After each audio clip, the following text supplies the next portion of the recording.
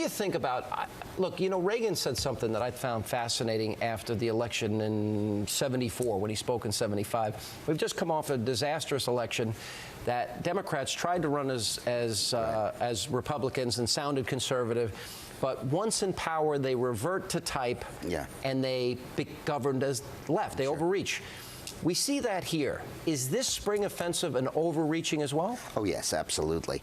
Let's take some of those reforms that you listed on the screen. The Wall Street reform, all the attention is for a consumer office, which might or might not be a good idea. What I'm concerned about is a provision that is not controversial in the bill. It's not what they're talking about. That is pure socialism in the United States.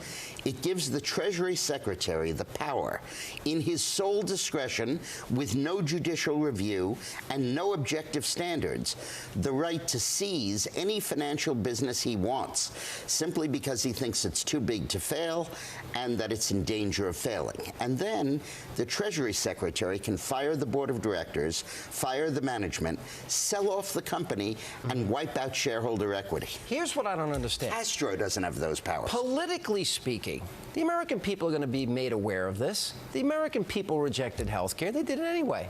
Now they're going to push all this big fat wedge. Well, they're going to do this all with 51 votes. We're going to have to repeal it and defund all of it.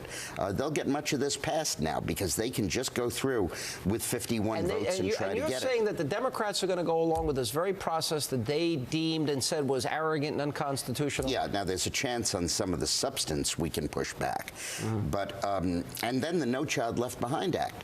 What they're going to do with that is, instead of basing it on reading scores and math scores and objective criteria for each school, they're going to base performance on graduation rates, which is the feel-good A grades the teachers give them, and they give them a diploma they can't read. We're going to get into this later in the program. Did you hear Henry Waxman literally trying summoning to stifle those guys? Summoning, you know, Caterpillar, John Deere, AT&T.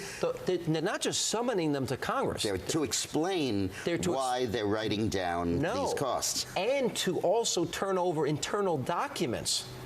Listen, every company in America would like to overstate their earnings so their executive can get a higher bonus. Nobody understates their earnings, which cuts their executive bonuses. But isn't this the intimidation issue? It is. It seems to me this is what's happening in America. This president's taken on the most divisive, controversial agenda, demonizing anybody that dares to dissent, bullying members of his own party if he can't bribe them.